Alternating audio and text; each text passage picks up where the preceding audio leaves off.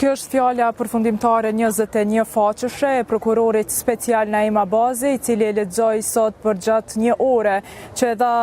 këtë fjalë përfundimtare në seancën gjyqësore që u mbajte. Për herë të fundit pati mundësi të tregoj se çka kërkon ndaj treshës së arrestuar për sulmin terrorist të ndodhur në Banjsk të Zveçanit. Pas krejt të dhënave që i përmendi e që përveç me shkrim ai paraqiti edhe me video në seancë gjyqësore, kërkoi burgim të përjetshëm për Blagoje Spasojević, Dušan Maksimović dhe Vladimir Tolić. Të tre thaste është faktuar që kanë qenë pjesëmarrës në sulmin terrorist të ndodhur në Banjsk të Zveçanit, në veprime dhe në funksione të ndryshme. Megjithatë, grupi sipas prokurorit special ishte në dieni që po organizohet sulmi terrorist dhe që për qëllim kishte që ta marrë një pjesë të territorit të Republikës së Kosovës pra aneksimin e veriut. Ai tha po ashtu që fillimet e këtij sulmi terrorist ishin qysh më 2021 më datën 13 tetor kur në Rashk të Serbisë ishte mbajtur një takim me pjesëmarrje edhe të Aleksandar Vučićit, presidentit të Serbisë, por me pjesëmarrje më kryesore edhe të Milan Radojčićit, kryeterroristit të shumëkërkuar nga organet e drejtësisë, i cili sipas edhe Naim Abazit ka marrë përsipër tashmë organizimin e sulmit në Banjsk të Zveçanit. Dhe pjesë e grupit të Milan Radojčićit ishin edhe treshëjat që sipas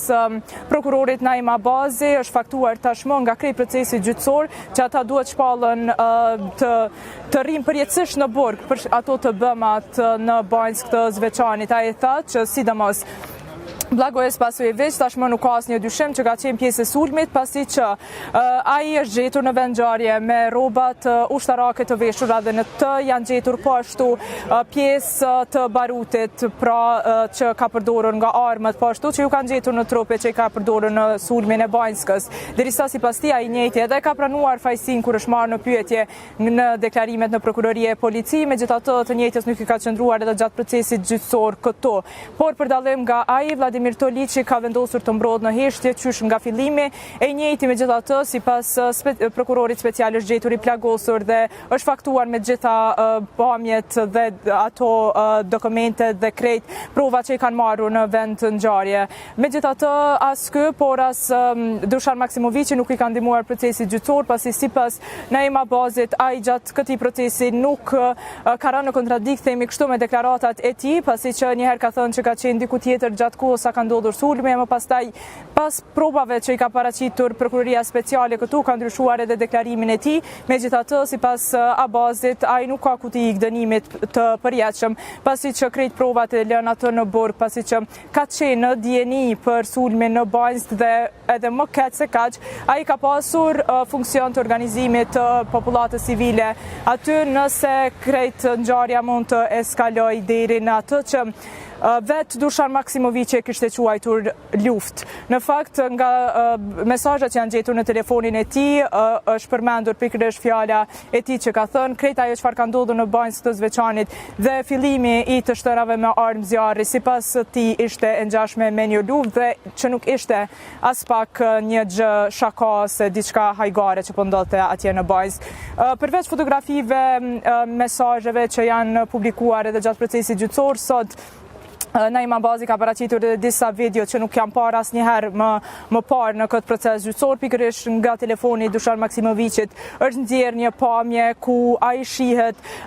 dëgjohen në fakt krismat e grupit terrorist kundër zyrtarëve policorë të cilët kishin shkuar aty, pasi kishin marrë informacionin që është bllokuar fshati Banjsk i Zveçanit me 2 kamion që ishin vendosur në fillim të urës. Nga ato të shtëna që u dëgjuan edhe këtu ku mbuan në seancë gjyqësore, kishte mbetur i vdekur heroi i Kosovës Afrim Bunjaku, e pikërisht edhe për këtë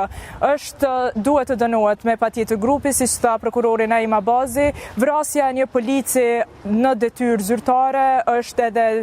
sulm kundër shtetit të Republikës së Kosovës, andaj sipas Abazit krejt kjo çfarë ka ngjarë në Banjsk të Zveçanit nuk është vetëm një proces gjyqësor dhe kjo çfarë ka kaluar në fakt krejt deri tash fazat e paraqitjes së provave dëshmitare që janë dëgjuar këtu dhe krejt tjerat nuk është vetëm një proces i thjesht gjyqësor, por është një proces me shumë rëndësi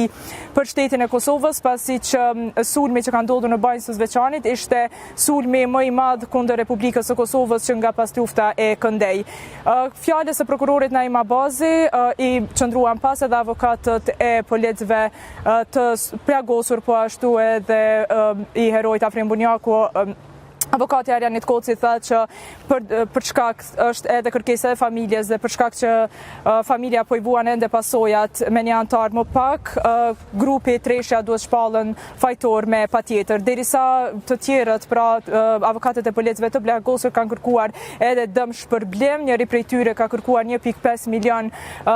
euro për shkak të dëmit që është shkaktuar si nga ana fizike pas sulmit të ndodhur në Banjsk, po ashtu edhe nga ana psikologjike, pasi një pjesë e policëve nuk kanë arritur ende të kthehen në detyrat e tyre zyrtare, pra të punojnë në kuadër të policisë së Kosovës, pikërisht për shkak të dëmtimeve që i kanë marrur në sulmin e Banjskës. Kjo është pak a shumë që ndodhi sot në seancën që u zhvilluar për fjalët përfundimtare për Naima Abazin dhe avokatët e palëve, derisa një seancë tjetër është caktuar më datën 20 për t'i dhënë fjalët e fundit edhe avokatët e Treshës së arrestuar, dhe po ashtu kanë mundësi edhe vetë akuzuarit të thonë diçka për hir të fundit, pasi